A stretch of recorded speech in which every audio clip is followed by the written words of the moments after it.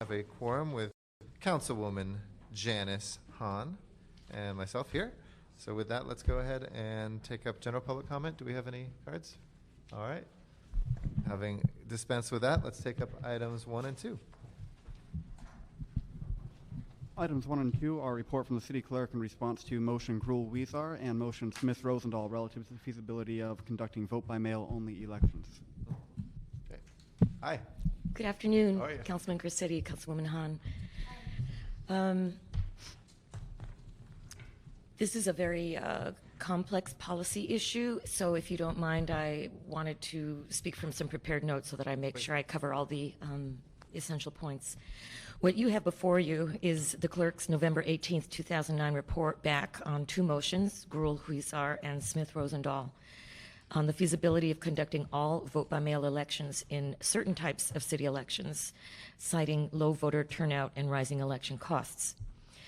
As it pertains to using this in citywide elections, as a bit of background, city voter turnout in citywide election does lag well behind city voter turnout in state and federal elections. Our statistics show 30% turnout in mayoral elections and 15% in non-mayoral elections. The single largest turnout the city ever had was in June 2001 mayoral election, where we had a 38% record turnout.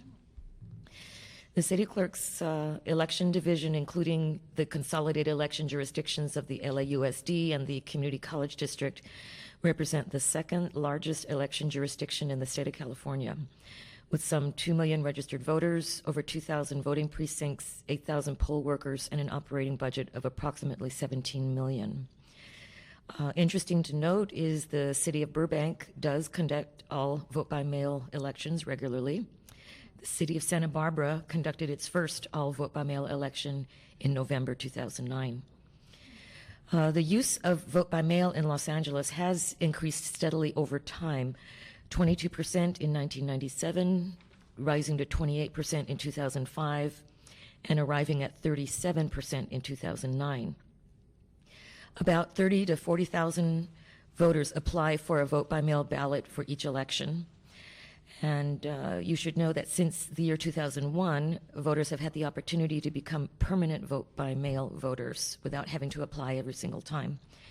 In the city's 2009 mayoral election, there were 233,000 permanent vote-by-mailers, or 13% of the total electorate. In addition, there were 37% regular vote-by-mail ballots cast in that election, and they had a higher return rate, or what we call the turnout percentage, of 41%. That's a statistic that we use as opposed to people that are mailed a vote by mail but do not turn out at the poll. Thus, on first blush, it would appear that conducting an all vote by mail election may indeed increase voter turnout. However, it's my opportunity to explain to you the administrative challenges in administering such elections. First of all, there would be a mandatory change to the city's charter and election code, because this current city charter references at-poll methodology for the city. Whether all vote by mail is conducted citywide or in special elections, so whether you do it citywide or restrict it just to special elections, you still will need a charter change. As a point of information, in the year 1997, the city did place ballot measures for all vote by mail elections before the electorate, and those measures were rejected. If the charter were successfully changed, then the election code would subsequently need to be changed and be in effect no fewer than 6 months prior to the desired election. Our election code says any changes to it have to be in place at least a full 6 months before the desired election. The cost for the city's election division to convert completely to all vote by mail in citywide elections would be, quite frankly, exorbitantly expensive. The clerk would require a new from-scratch electronic voting system at vast cost. Moreover, based on a 700% increase in workload, our 80 temporary and full-time staff would need to balloon to approximately 560 employees. And then you have to add on to that the requisite accompanying cost for workspace and storage space. The cost for the clerk's election division to conduct all vote by mail just in special elections, however, could actually result in cost savings. As an example, the recent Council District 2 special election, we had $2 million requested and allocated for this election. However, we approximate that only about half that amount was actually used. That is only because this particular election ran problem-free. If this CD2 special election had been run by all vote by mail, the cost would have been about $1.14 million, essentially a wash. And turnout may have been higher than the final 16% that did turn out for that CD2 special election. It is important to note to you that concerns have been raised by certain voter advocacy groups, and they must be considered. Conducting complete all vote by mail elections would eliminate the option of at-poll voting, which is still the option used by the majority of voters. An all vote by mail election may have a differing impact on diverse voting communities, whether they be ethnic, disabled, or other. And we have received a letter on the file from MALDEF precisely on this point. To mitigate such negative aspects, the clerk has explored using what we call a hybrid model, combining vote by mail with either a ballot drop-off box or neighborhood voting centers, and I'll explain each one at a time. A ballot drop-off box is a very inexpensive option. We could purchase 300 boxes at $1,500 a piece for a citywide election. That would be a one-time cost of $450K. For a special election, a single district, only 10 to 15 drop-off boxes would be needed, so that cost is $15,000 to $20,000. There would be slightly elevated recurrent salary and overtime costs with this option. So that's drop-off boxes. However, the other hybrid combo would be all vote by mail with neighborhood voting centers. This would result in actually much higher costs if we do it citywide. This is because there are typically 50 to 100 different ballot types for combinations of races in a citywide election, so all ballot types would have to be made available at all voting center locations. Vast manpower would be required to verify voters' eligibility. The clerk's current vote recorder machines would not be usable, as these are specific to just one ballot type. Standalone paper ballots would be problematic due to all the races needing to be on all the ballots, then adding all the necessary translations into the 5 federally mandated languages. The only logical way to deal with this complication, again, would be a new from-scratch electronic voting system, which would require vast cost to the city.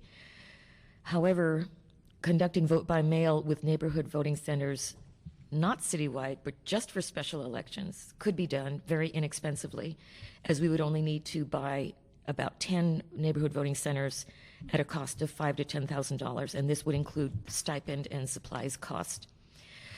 So to reiterate, conducting all vote by mail for citywide elections would be prohibitively expensive, would pose monumental administrative challenges. Using all vote by mail citywide combined with neighborhood voting centers would actually increase these prohibitive costs. But conducting all vote by mail for single district or special elections could produce significant cost savings, and it is feasible. Combining all vote by mail just for special elections with neighborhood voting centers at the small added cost of $5,000 to $10,000 would assuage the concerns of various voting communities to be able to still have a place to drop off the vote, and would help the clerk by eliminating the need for large numbers of poll workers, polling places, polling supplies, and equipment. And you should know that we, the election division, are currently capable of handling vote by mail for up to 165,000 registered voters. And this is the number of registered voters in the city's most populated council district. So manpower-wise, we are capable of handling all vote by mail in a single district. All 4 of these options, all vote by mail citywide, number 1. Number 2, all vote by mail citywide with neighborhood voting centers. Number 3, all vote by mail special elections. And number 4, all vote by mail special elections with neighborhood voting centers. Any of those would require a charter change and election code changes. And my final comment would be, We strongly recommend that consultation and buy-in be sought from the LAUSD and the LA Community College District, who are our election partners, if any of these 4 options is pursued. That concludes my brief overview and presentation.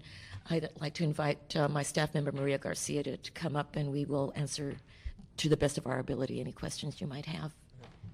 Well, thank you for a very full, well-researched and written report. And obviously, this is one of a number of different things that have been floating around. The one thing I didn't see, was there an estimate of how much more a citywide election, I know there's one with voting centers and without, would cost to do vote by mail? If you did citywide vote by mail, we do not have the infrastructure for that. So now we're talking about the last time we went to council and we talked about, what was that, $14 million for a completely new voting system from scratch. Is that on top of what we're going to be spending on a new voting system anyway? Is it an additional cost? No. So it could potentially be part of the new voting system that we're looking at anyway? Yes. So if you took that cost aside, are there any additional costs for citywide? No, we would make sure that the new from scratch voting equipment system that would be purchased for the sum of, I think it was $14 million, could be capable of handling all vote by mail. It could save us money, like the special election would, if we assume we're already going to buy that, but only if we're assuming we're already going to buy Sure, that. if you spend that large quantity of money, then it could be used for special elections as well. But since we are asking, No, not for special. I mean, if we use that, let's say we put that RFP out, it allows us to do scale vote by mail now to take them in a rate that we can't right now. We may or may not use that machinery for an all VBM election. Is there any savings, or is it a total wash whether we then do an entire citywide VBM election versus what we have now? Well, we would also have to take into consideration the manpower that would be required to handle the number of vote by mails that would be coming in citywide. So while we don't know the exact figures of that, we would need to do an analysis of how much we would save and spend for not only the equipment, but also for the labor that would be necessary to process all of those vote by mails. Versus the amount of labor we wouldn't have out in the field Right. anymore. That would be interesting to know. I mean, obviously this is more complex than something we're going to, I think, move forward today, though. I'm anxious to hear what Ms. Hahn has to say about this as well, simply because this is charter changes, a number of things that we've looked at before. That said, I think for the council members who have put forward these motions, Smith, and Rosendahl, and Gruhl, and Weezer, that would be, I think, important to know. Obviously, it shouldn't be the cart, before the horse in terms of assuming we're going to make that purchase. We've been hoping to, for everything from VBM to instant runoff voting to other things, to have capacity of new voting machines that will give us the ability to innovate. We know in this budget environment, our ability to buy it all, even with HAVA funds and other things like that, may be a couple of years off. But if there's any way to even kind of ballpark it, it would be, I think, good to know as well. I have some others, but Ms. Hahn, why don't you go ahead? Yeah, thank you. Trying to figure out exactly what our goal is here. Is it to increase voter participation? Is it to save money? Is it to do both? And on some scenarios, it looks like the increase in voter participation would actually cause us to have to staff up your office to kind of handle it. if we did it citywide. Yeah, if you did it citywide. So it could increase participation, but the unintended consequence would probably have to hire more staff to handle it. So I'm not sure. As you said, it might just be a wash. And I do think there is there is in a lot, particularly I think our senior voters are 50 plus. I don't know if we've done any statistics on this, but there is a generation that likes to walk into the polling place, talk to the election workers. Hi, how you doing? Talk to their neighbors. It is kind of a rite of passage when they vote. They really like to do that. So mandating it that it's only vote by mail, I think we would run into some resistance from the greatest voters, which are our 50-plus voters. They're the ones that vote in every election.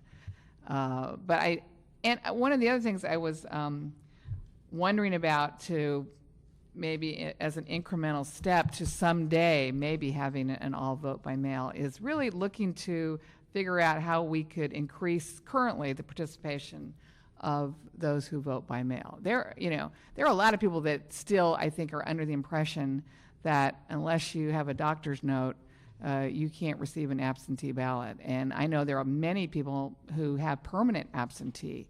And I think that little piece of voting knowledge is still, unknown by a vast majority of people that don't really realize that they can do that. So I was wondering if, as an incremental step, we might look at educating the electorate on voting by mail currently, how it works, how it's available to everybody. You don't really need to be absent.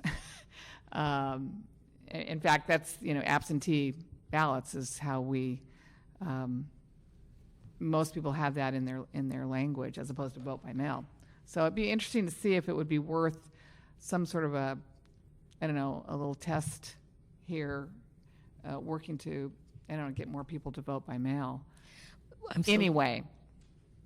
I'm so lucky that Maria Garcia is here with me today, because she is that guru in my office, and I'd like her to take a moment and share with you some of the activities that she does to increase voter turnout at poll and vote by mail. Right, and that's actually a very interesting point that you bring up about the need for education in the community about vote by mail, and exactly the open policy that the city of Los Angeles does have for people who are choosing to vote by mail or wanting to vote by mail. And as a resource that we use, we actually partner with Channel 35, and we produce with them public service announcements. To date, we've been able to produce 6 public service announcements, all on different topics relating to elections, including a get out the vote public service announcements, reminder to vote on election day, to find your polling place. We got an Emmy for one of them. Oh, congratulations. And What shows did we beat? we actually that year beat the city of Glendale, who also submitted a public service announcement. But one of the public service announcements that we have been looking into for producing has been specifically for vote by mail, and we're looking at producing one for 2011. Given the current economic crisis, I don't know whether or not we'll have enough funding to do it, but that is certainly an area that we are conscious of and want to continue to promote education around. We also work diligently with our community partners through our Los Angeles Votes Committee that meets regularly. They'll be meeting tomorrow. Right. We discuss ways in which we can partner with them to promote awareness about our municipal elections. Some of the members of LACV. Some of the members include the Mexican American Legal Defense and Educational Fund, Naleo Educational Fund, Asian Pacific American Legal Center, Little Tokyo Service Center, League of Women Voters. The list goes on and on. And so these organizations come partner with us regularly and discuss ways in which we can promote that education. And what's the highest percentage we've ever had of vote by mail? Oh, Last one, right? 38%? that was voting. It was not broken Oh, out yeah, to the vote by mail. 38% was the 2001. Special election was over 50%, wasn't it? I have the It was stats here. 56% This, for the CD2, special election. yeah, that was, That would yeah, be amazing. yeah, Yeah. yeah. So that was the highest one. And what do you think attributed to that? Your PSAs?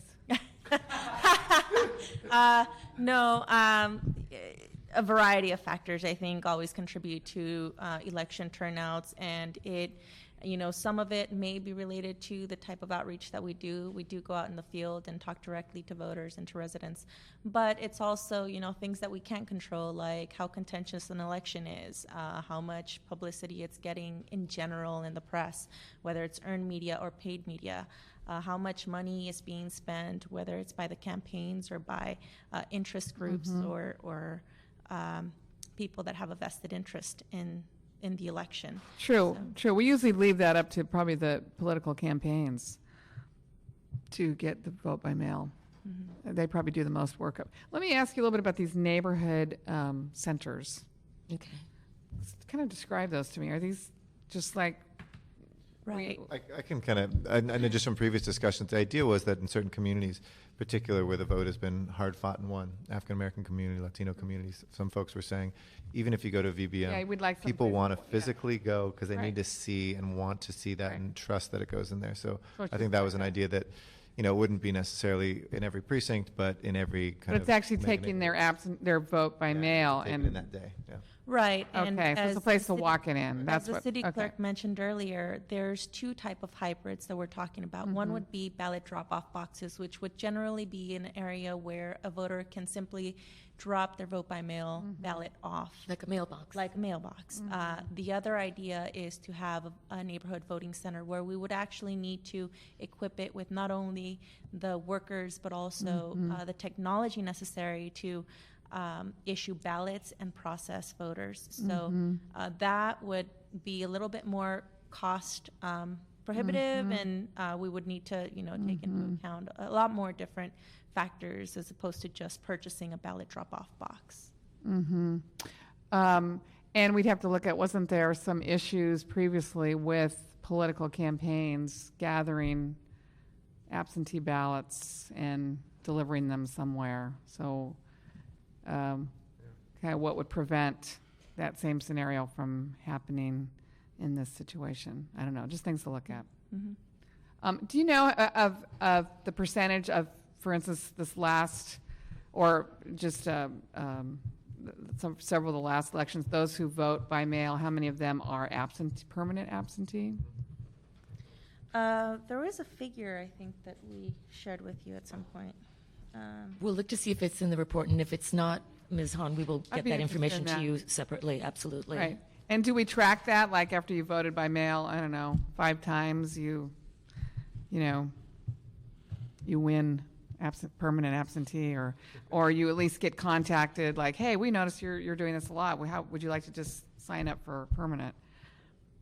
I think it's voluntary on behalf of the voter, but Yeah. these are questions, a lot of these are things that we need to. They might not know it, though. Like I said, I think a lot of people don't know that you can get permanent status. I know you. Right. know. And I think part of the issue there is that permanent vote by mail, to get permanent vote by mail status, it's actually an application that is obtained through the county of Right. Los Angeles, Right. not through the city. So Right, but still.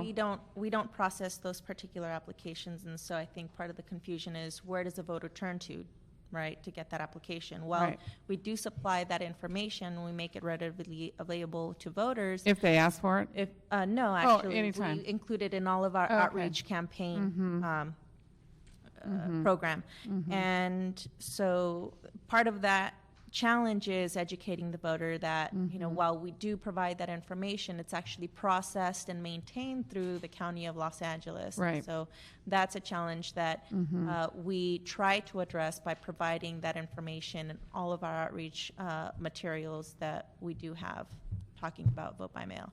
Sort of interesting is something that I didn't realize, and because my partner is a permanent vote by mail, is if you don't vote in 2 elections in a row, you are no longer a permanent vote by mail person. Ooh. You lose it. You lose it, yeah. Use it or lose it. Yeah, that's pretty strict. That's interesting. And as an Rules. example Yes. of going back to the numbers you were requesting, on average, we receive about 30 to 40,000 vote by mail requests or individual requests, not seeking permanent vote by mail status, just individual for that election. But for the for the 2009 primary election, there was about 233,000 permanent vote by mail voters that were in our system. And so that was about 13% of that electorate. Have we done any kind of outreach or survey from your office to ask voters how they feel about this? Would they like to see this happen? I mean, I really want to talk to the people who are voting I know we're trying to reach, obviously more of the electorate, or reaching, just people who are registered to vote but don't vote. Why don't you vote? Is this something that would help you to vote? Any kind of real raw data that from the folks out there who either are registered to vote and are not voting, or those who are voting. Like, is this something they want? It's worth further study. We'll get our people together in consultation with other city staff and see if this is a little blurb we might be able to put on ballots Yeah. or add to our election website. These are Yeah. very good ideas that we could, Yeah, I'd explore. like to talk to the real people out there who we're trying to target, and seeing if this will make a difference. Yeah, and in addition, also in 2007, we did a survey of our community organizations that are involved in our LA Votes Committee, and we asked them specific questions about how they felt the vote by mail and the different hybrid programs. And so we do have a report on that particular survey that we can share with you, and that includes information on their feelings on vote by mail and how it may affect the communities they serve. Okay. All very Let's interesting. take a couple public comment cards, if you don't mind. Eric Sanjurjo, who's hardly public. Good But we'll afternoon. count him as one from CD14. For pronouncing that so Count properly. him if you want to come forward as well, Gato. Councilwoman Hahn, welcome to the committee. I understand I it's your first know. day. Thank Very you. exciting. Thank you for noticing. Yes. It's Eric Sanjurjo, Council District 14. As you know, Mr. Chair, we have been advocating for a number of years for instant runoff voting. We just wanted to point out that though this is an issue that we have looked at, and we actually had in the original version of one of the motions we put in, but we took out because of the concerns raised by Naleo. We would like to see some action on the report that was asked for by Council in October of 2008 and was supposed to be back by July of last year on the IRV matter. We had several meetings, I believe, in this room on this topic. It's related to election reform. Yeah, is that off topic? All right. Well, I I'll, want to stick my city attorney on you. but- I will try to see what I can tie back. But I think the point in raising that is if we're going to place a matter before the voters regarding vote by mail, we would like to see IRV included in that ballot measure. Well- And if thank you. And it only took you 10 years to figure it out. And if it's going to be related to special elections, which actually was the original motion that we included, that give the council the discretion to do it for whichever elections it felt was appropriate, which would probably be city council special elections, that actually we could do a pilot using IRV even without the county moving towards the new software. We confirmed today with the Secretary of State's office that they would consider and likely support us using San Francisco or Alameda County or any other jurisdiction's equipment on a rental basis, which we could use for any of these elections, preferably one that doesn't have too many groups with limited English. We also might suggest if we're going to do something with mail-in ballots, delay. I mean- let's try it someplace maybe that isn't as diverse as some of the districts we have in the city where we wouldn't have as many challenges with communication. So All right. anyway, Thank you very much. All right. Mr. Duta, Thanks. Good afternoon. good afternoon. I don't have that much to say today. First, on vote by mail, New America Foundation would support a hybrid approach, namely making available all vote by mail, in addition to having neighborhood voting centers as well as, where appropriate, ballot box drops. So that's because it's. What's key to us is that, number one, that, everybody can vote by mail, but number two, that communities that are used to and expect to vote in person be able to do so. Now, as far as what the right balance is, the devil's in the details, but we believe that a hybrid approach could make a lot of sense.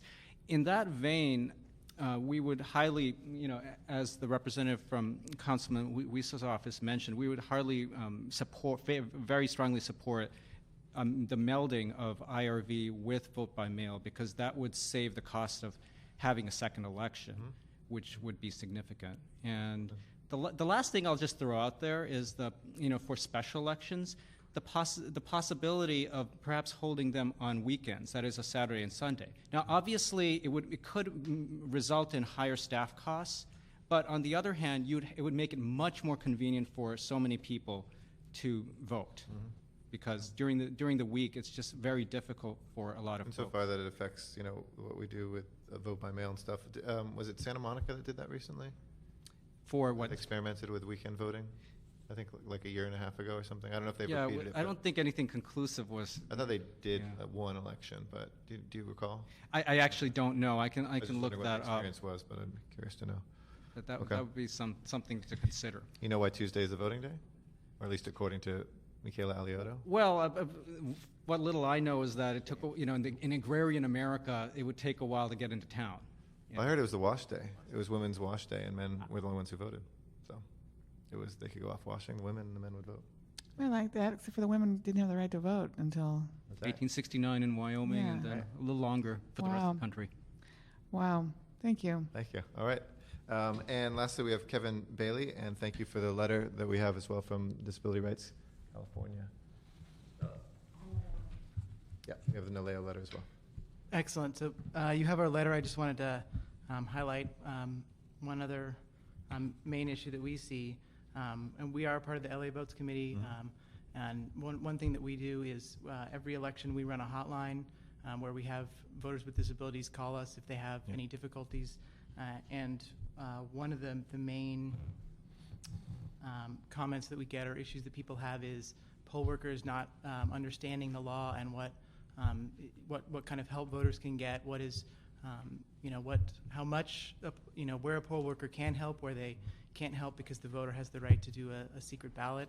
And so we would just really urge that, that be stressed because, with these, if a neighborhood voting center option is put into place, we just foresee that a lot of those voters could be voters with disabilities because a lot of them are not able to fill out a vote-by-mail ballot. So we would just urge that the poll workers be, really well trained in handling that population. So. Do you have any stats on folks with disabilities, whether they skew more towards VBM than folks without disabilities? Has that ever been studied, to your knowledge? I know there's actually there was a Rutgers University study that looked at sort of correlating with census data with the 2008 election and sort of how people with disabilities stacked up in terms of how often they voted and how in what proportion. I don't have the statistics in front of me, but that was really the best thing that I've seen in terms of giving a sense of what that part of the electorate's like. But your main concerns are not so much VBM or not, it's just making sure that if there is a change that certain things are preserved and strengthened. Right. I mean there's certainly, there's the disability community is very diverse, and some of the community really likes vote by mail, and some of them really feels that. Well, you made an interesting comment. You said these neighborhood centers, you got to make, if a person with a disability is unable to fill out, the vote by mail, that there would be somebody, and that's why I said describe to me these neighborhood centers, and I didn't see these neighborhood centers as being places where there were poll workers that were actually helping people fill out their ballot. It was like a mailbox. It's just a place to drop it off. So you bring up a very interesting point. I didn't hear that in their description, that's what we're at all looking to staff these neighborhood centers. So you bring up a really good point. Right, and that's our main, or one of our main concerns. Yeah. Thank you. Thank you. Appreciate your comments. I think in this environment right now, obviously everything is about, I mean, it's not everything, but most things are against the backdrop of a $1.8 billion deficit for the next 3 years. And so there's two pieces of information that are, I think, critical for me for any decision making, and probably would be as well for colleagues. One would be, what are the cost savings? I think you did a great job on the special election, but as I reiterated, if we were to do the citywide, what would the cost savings be? And part of that depends on how many voting centers, but if we were to do something reasonable, every APC area should have a voting center at the very least, if not a few more, or every police division would have actually police stations might not be a bad idea to do them there. But what the cost savings would be, my sense is that overall there would be cost savings, assuming that we're buying new equipment, So take that piece out of it, because I hear you loud and clear. If for some reason we're not buying equipment and this drove new equipment and it was the only thing driving new equipment, this would obviously be a big cost. But I think we need new equipment no matter what. So, and I'm sure you guys do too. The second would be what the cost, and I think we have this, but the cost of the ballot measure to put on for, we're not going to hit June, but if we were to even look at November, what the cost of that would be for a county election if we don't have anything else from the city. Is that like a $4 million cost? $4 million $4 million for one ballot measure to be added to either the June or the fall. And if there's something state else ballot. already on it, then it's like $1 million after that for each one, No, or it's- 800,000, or It's a smaller incremental cost. I think it's $4 million for the first measure and then 4.3 Okay. for a second measure and then Okay. 4.6 for, so each one after that is a little less. okay, that's fine then too. And then maybe the other thing you could give would be, sorry, and then the cost if we did it in 2000, if we were to put something on 2011, what is our internal cost for a ballot measure to be added to a city election? And there's no citywide election necessarily in 2011, just to be clear. It's only the council districts that are up, which might only be half the city unless something else is on the The ballot. ballot measure could ride on without cost. Am I correct, Harit? If there is a citywide election, the LACCD has elections, I think, in March of 2011. Oh, they which will? are Okay. At large, and so the whole city would be running an election. Right. So it would be nominal in March 2011. Okay. All right. Well, I'd like to have that information back. I don't know if there's anything else you'd like to hear back. No, I was hoping to get I think you told me the answer to the percentage. Yeah. One And, thing. the other thing I was thinking, and I don't know if we got any data. Apparently, we put this before the voters in 1997, and it failed. Do you know what percentage it failed by? We can find that out for Yeah. you. And was there any exit polling done on what people's concerns were about this? And since then, you think we've addressed those concerns that people must have had for rejecting this? I don't really know. I don't really remember that. And I think what I'd like to do then is have that info come back. And then I think the special election piece, which is what the motions, both on instant runoff voting and one of the two on vote by mail, have focused on. I think that is where I think the council would be able to kind of take a bite at the apple at the appropriate time.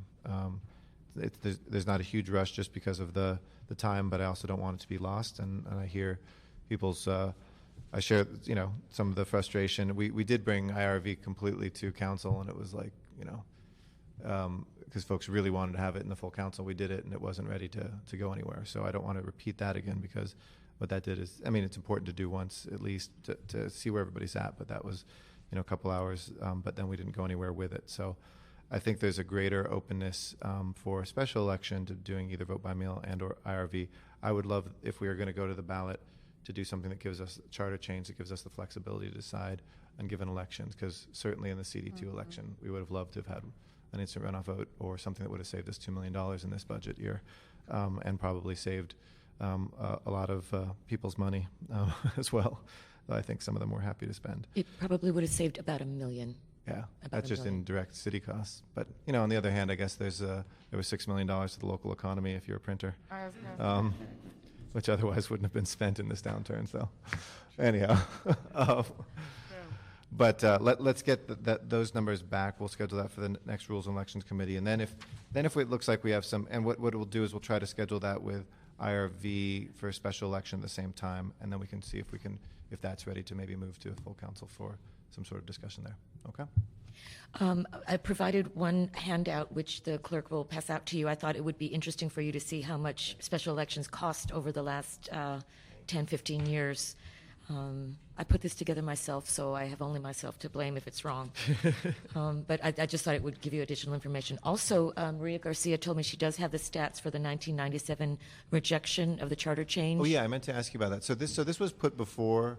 What was the measure in '97 that was put directly before the voters? There were two measures, one for the city and one for LAUSD. To go to exclusively vote by mail? That was part of it. Harit Trivedi from the City Attorney's Office. There were a few different things in that measure. It wasn't just an exclusive vote by mail.